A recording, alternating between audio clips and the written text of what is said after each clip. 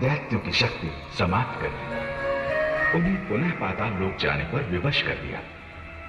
देवताओं को देवलोक वापस मिल गया। संघर्ष समाप्त हो गए। अब सारे ब्रह्मांड में शांति थी, किंतु विष्णु लोक का वातावरण केवल अशांति नहीं, संघर्षपूर्ण था। आदि शक्ति की बनाई हुई दोनों शक्तियों लक्ष्मी और सरस्वती में श्रेष्ठता को लेकर अदृश्य संघर्ष आरंभ हुआ। सरस्वती ज्ञान की देवी है और लक्ष्मी ऐश्वर्य तथा वैभव की। दोनों एक दूसरे की प्रतियोगी। और एक दिन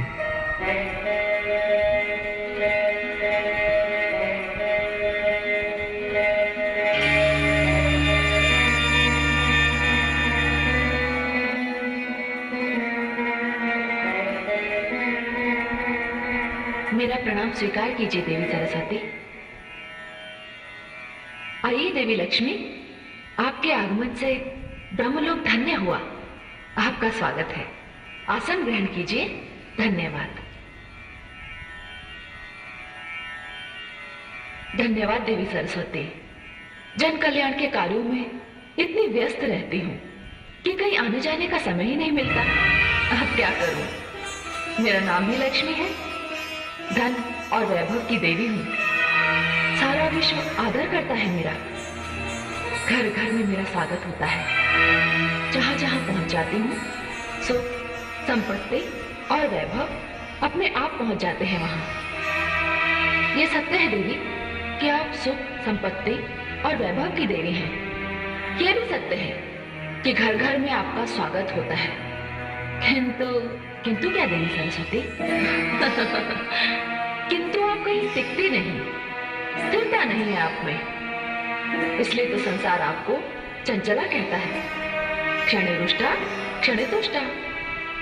आप एक क्षण में रुष्ट हो जाती हैं और एक क्षण में तुष्ट। आज आप यहाँ हैं तो कल वहां। किंतु मैं ऐसी नहीं हूं। मैं तो ज्ञान और विद्या की देवी हूं। मैं एक बार जिस मंदिर में प्रवेश कर जाती हूँ, वहां सदा के लिए स्थापित हो जाती हूँ। किंतु मेरे बिना किसी को जीवन का सुख नहीं मिलता। मैं धन हूं देवी सरस्वती, और निर्धनता सबसे बड़ा अभिशाप है। धन तो मैं भी हूं देवी लक्ष्मी। अंतर इतना है, आपका दिया हुआ धन तन के लिए है और मेरा दिया हुआ धन मन के लिए है। आपका दिया हुआ धन कोई भी चुरा सकता है, छीन सकता है, किंतु मैं तो विद्या हूं, ज्ञान हूं। मुझे ना तो कोई चुरा सकता है, ना छीन सकता है।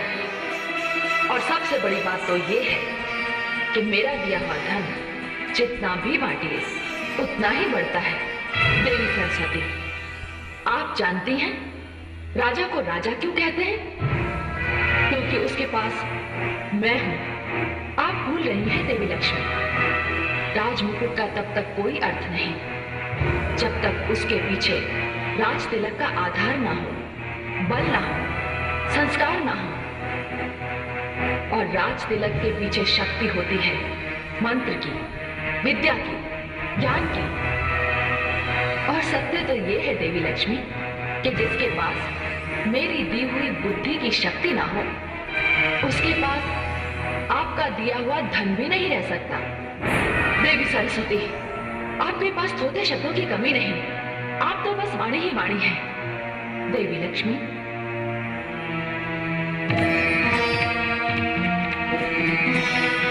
शब्द जब मंत्र बन जाता है तो उसमें दिव्यता आ जाती है।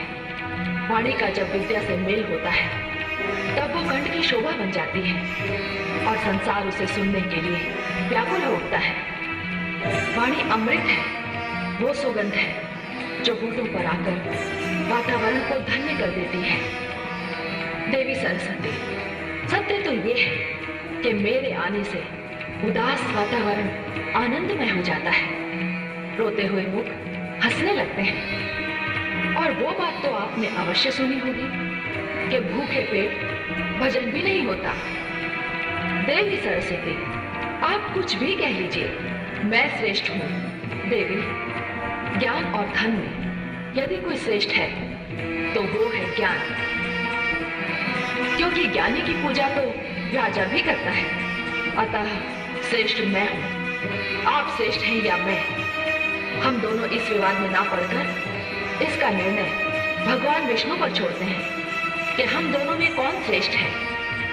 मुझे स्वीकार है, तो चलिए। गंगा, मैं जानती हूँ कि आप इनकी हाँ में हाँ क्यों मिला रही हैं। मैं ये भी भली भांति जानती हूँ कि वो कौन है जो मेरे विरुद्ध आपके कान भरता रहता है। भला मेरे कान कौन भरेगा? देवी गंगे हो ना हो, देवी सरस्वती का संकेत मेरी ओर है। इन्हें संदेह है कि इन्हें चढ़ाने के लिए मैं आपको उकसाती हूँ। संदेह नहीं देवी लक्ष्मी, मुझे पूर्ण विश्वास है। ये सरासर अन्याय है देवी सरस्वती। ये बात मैं भली भांति जानती हूँ कि आप भगवान श्री हरि विष्णु के चरणों में स्थान पाने के लिए सदैव ही व्याकुल रहती है, किंतु नीलकमल ने ये स्थान स्वयं मुझे दिया है और आप देवी लक्ष्मी से व्यर्थ रुष्ट हो रही है। गंगा सत्य कह रही है देवी सरस्वती। हाँ, गंगा तो सत्य ही कहेगी ना। मैं आप दोनों के षड्यंत्र को, इस अभिनय को भली भांति जानती हूँ। देखिए देवी सरस्वती, यदि आपके मन में देवी लक्ष्मी के लिए कोई दुराग्रह है तो कृपया मुझे क्षमा करें, मुझे व्यवहार में ना लाए। गंगे, आपको व्यवहार में लाने की क्या आवश्यकता है मुझे? मैं स्वयं इतनी सक्षम हूं कि अपने ज्ञान से, अपनी बुद्धि से, अपनी योग्यता से एक दिन श्री हरि के चरणों में ही नहीं, हृदय में स्थान प्राप्त कर लूंगी। नहीं देवी सरस्वती, नहीं, वो दिन कभी नहीं आएगा। उनके हृदय में मेरा निवास है, और कोई कितना भी शक्तिशाली क्यों ऐश्वर्य कहता है, उसके बिना सब व्यर्थ है। ज्ञान कहता है, उसके बिना सब व्यर्थ है। श्रेष्ठता का ये युद्ध ना कभी रुका है और ना कभी रुकेगा। किंतु हे आदिशक्ति परमेश्वरी, इसका परिणाम क्या होगा? ये तीनों देवियां जाएंगी कहां? हे महाकाली, इसके लिए तो पृष्ठभूमि बहुत पहले से बन चुकी है। मैं आपका तात्पर्य नहीं समझी देवी परमेश्वरी, मैं तुम्हें समझाती हूं। वो देखो, वन में एक राजा कितनी कठिन तपस्या कर रहा है। इस राजा का नाम है धर्मध्वज। ओम श्री लक्ष्मी देवाय नमः। ओम श्री लक्ष्मी देवाय नमः। ओम श्री लक्ष्मी देवाय नमः। ओम श्री लक्ष्मी देवाय नमः। ओम श्री लक्ष्मी देवाय नमः। ओम श्री लक्ष्मी देवाय नमः। ओम श्री लक्ष्मी देवाय नमः। ओम श्री लक्ष्मी देवाय नमः। ओम श्री लक्ष्मी देवाय नमः। ओम श्री लक्ष्मी देवाय नमः। ओम श्री लक्ष्मी देवाय नमः। ओम श्री लक्ष्मी देवाय नमः। हे देवी परमेश्वरी, ये तो देवी लक्ष्मी की तपस्या कर रहा है। ये धर्मध्वज क्या चाहता है? हे देवी, इसकी कोई संतान नहीं है और वो देवी लक्ष्मी को संतान रूप में प्राप्त करना चाहता है।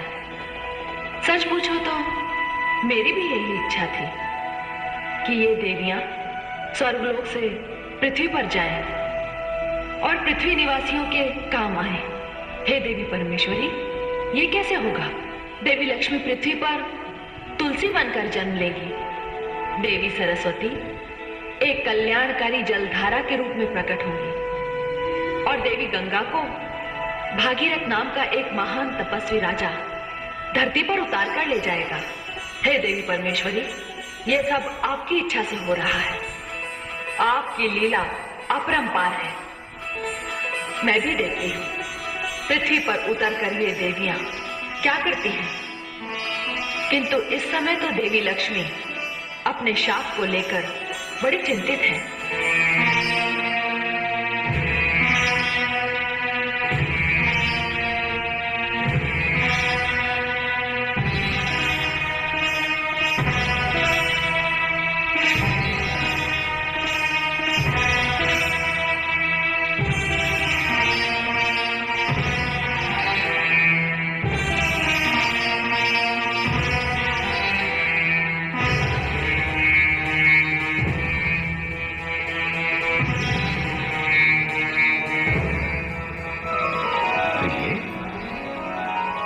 आपको इतना अधिक चिंतामग्न पहले कभी नहीं देखा। हे कमल लोचन, आप तो यूं ही योग निद्रा में थे। आपको तो ज्ञात भी नहीं होगा कि यहाँ देवी सरस्वती ने पधार कर क्या अनर्थ कर दिया। नहीं नहीं, मुझे तो कुछ भी ज्ञात नहीं, परंतु अनर्थ क्या हुआ? हे कमल लोचन, कहाँ मैं और कहाँ वो, और वो मुझे श्राप देकर चली गई। श्राप? आपको श्राप? क्या श्राप दिया उन्होंने आपको? मानव योनि में जन्म लेने का। प्रिय, ये तो कोई श्राप नहीं हुआ, ये तो विधि ने पहले से ही रच रखा है। कदाचित आप ये नहीं जानते कि राजा धर्मध्वज आपको पुत्री रूप में प्राप्त करने के लिए आप ही की तपस्या कर रहे हैं। यदि आप उनका कष्ट देखेंगी तो आपका हृदय पिघल जाएगा और आपको उन्हें वर देना ही पड़ेगा। तनिक देखिए तो कि राजा धर्मध्वज की क्या स्थिति। मन में तपस्या करते करते उनके शरीर पर धूल मिट्टी ने अपना डेरा जमा रखा है। वे कभी भी किसी भी भयानक वन्य प्राणी का आहार बन सकते हैं। आप तो करुणा नहीं है ना? जाने आपका ध्यान राजा धर्मध्वज की ओर क्यों नहीं है?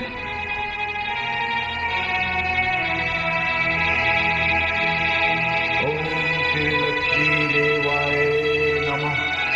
ओम श्री लक्ष्मी देवाय नमः। ओम श्री लक्ष्मी देवाय नमः। ओम श्री लक्ष्मी देवाय नमः।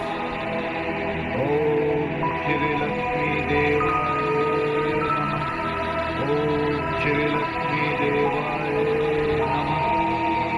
ओहो, हे कमल लोचन, महाराज धर्मध्वज तो सचमुच बड़े कष्ट में हैं। उनकी ये दशा देखी नहीं जा रही मुझसे। मैं तो इसी समय जाकर उन्हें वरदान दे दूं, किंतु मैं आपके इस किंतु को भली भांति समझता हूं देवी।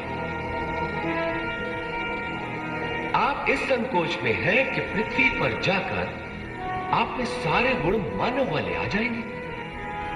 हाँ कमल लोचन, और मैं आपसे दूर हो जाऊंगी और सारी दैवी शक्तियां भी मुझसे छिन जाएंगी। ये बात तो है, किंतु मानव में एक विशेष गुण तो है कि वो अपनी तपस्या के द्वारा कुछ भी प्राप्त कर सकता है। ठीक उसी प्रकार जिस प्रकार राजा धर्मध्वज को आप पुत्री के रूप में उसकी तपस्या के द्वारा प्राप्त होंगी। हाँ, ये सत्य है, किंतु हे कमल लोचन, आपको मुझे सहयोग देना होगा। संसार में मैं आपके बिना कैसे रह पाऊंगी? हे प्रिय, आपसे दूर तो मैं भी नहीं रह सकता। मैं आऊंगा, आपके लिए अवश्य आऊंगा, क्योंकि आपको इस श्राप से मुक्त करने के लिए तो मुझे आना ही होगा। नहीं तो मेरा ये वैकुंठ अपनी शक्ति के बिना सोना सोना लगेगा। फिर आज्ञा दीजिए कमल लोचन, मैं प्रस्थान करती हूँ।